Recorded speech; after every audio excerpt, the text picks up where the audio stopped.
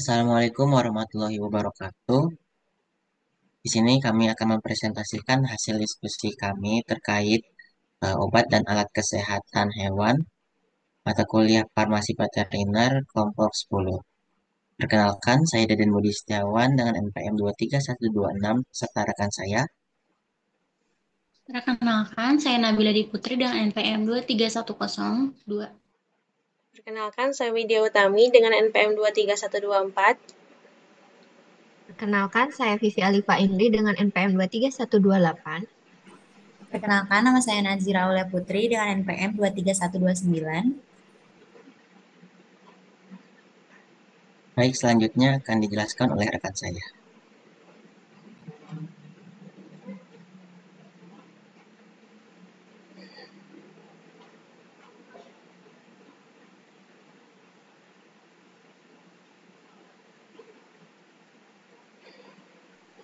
Oke, di sini saya akan menjelaskan tentang hierarki di Kementerian Pertanian.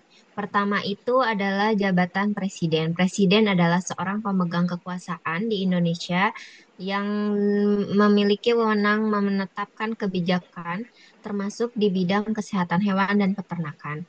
Kemudian presiden dibantu oleh Menteri Pertanian di sektor pertanian itu sendiri. Menteri Pertanian ini memiliki wewenang menerbitkan peraturan menteri sebagai turunan dari undang-undang. Selanjutnya, di bawah Menteri Pertanian itu adalah lembaga Kementerian Pertanian. Nah, lembaga Kementerian Pertanian ini menjalankan fungsi administratif dan teknis di bawah Menteri Pertanian dan bertanggung jawab atas regulasi pengawasan dan pembinaan di bidang veteriner. Selanjutnya, di bawah lembaga Kementerian Pertanian itu ada Dirjen Peternakan dan Kesehatan Hewan. Nah, Dirjen ini memiliki teknis sebagai kementerian yang secara langsung menangani profesi dokter hewan dan sediaan veteriner itu sendiri. Kemudian di bawah Dirjen ini ada Subdirektorat Unit Kesehatan Hewan Sediaan Veteriner, di mana memiliki tugas sebagai pengevaluasi atau registrasi produk veteriner dengan pengawasan distribusi dan penggunaan dalam sediaan veteriner itu sendiri. Kemudian di bawah subdirektorat ini ada UPT, Balai atau Unit Pelaksana, dan juga dokter hewan atau usaha sediaan veteriner.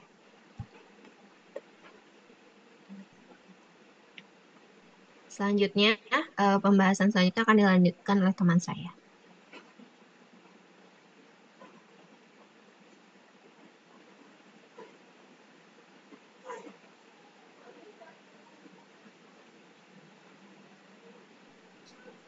Selanjutnya, ada perbedaan dari obat hewan dan alat kesehatan untuk hewan.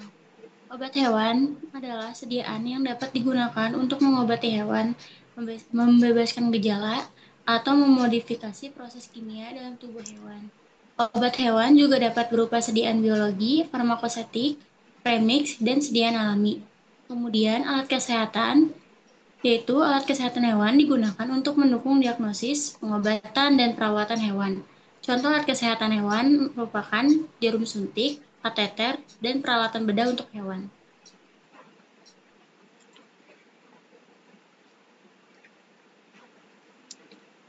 Selanjutnya yaitu daftar obat extra label atau extra label drug use. Adalah penggunaan obat hewan di luar ketentuan yang tercantum dalam label resmi, tetapi harus tetap logis, rasional, dan bertanggung jawab. Contohnya seperti antibiotik yang terdaftar untuk sapi, tapi digunakan pada kambing. Nah, berikut beberapa contoh daftar obat extra label, yaitu antibiotik seperti enrofloxacin, amoxicillin, oxytetracycline, antiinflamasi non-steroid seperti meloxicam, flunixin, ketoprofen. Ada antiparasit seperti ivermectin, albendazole, dan fenbendazole, anestetik dan sedatif contohnya ketamin, silazin, dan acepromazin. Contoh lainnya yaitu obat antidepresan seperti fluoxetine.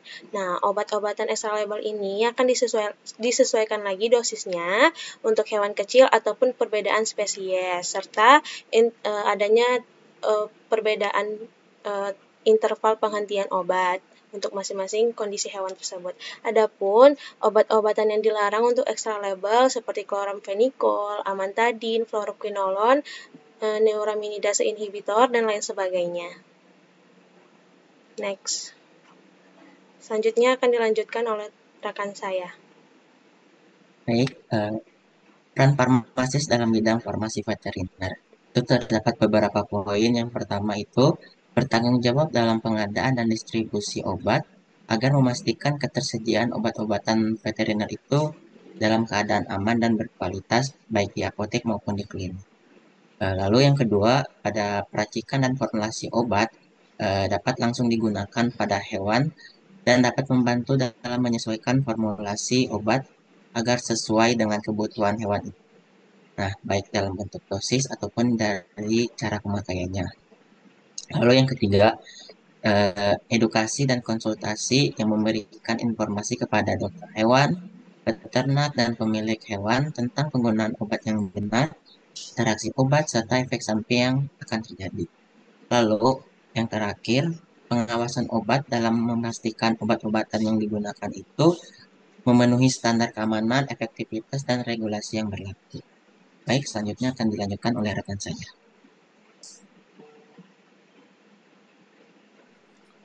Adapun dalil yang berhubungan dengan materi yang telah disampaikan rekan-rekan saya, salah satunya yaitu surah An-Nur ayat 41 yang memiliki arti, tidaklah engkau Muhammad tahu bahwa kepada Allah lah bertasbih apa yang di langit dan di bumi, dan juga burung yang mengembangkan sayapnya. Masing-masing sungguh telah mengetahui cara berdoa dan bertasbih, Allah maha mengetahui apa yang mereka kerjakan. Di mana dalam surat ini tuh memiliki makna bahwa Allah mengerahkan pikiran Nabi Muhammad pada khususnya pikiran manusia untuk memperhatikan alam baik di langit maupun di bumi. Allah menyuruh manusia untuk memperhatikan setiap makhluknya yang kecil, lemah diibaratkan dengan binatang lemah. Bertasbih menyucikan namanya dan mensyukuri nikmat karunia-Nya karena kita juga selayaknya menyayangi semua makhluk ciptaan Allah termasuk hewan.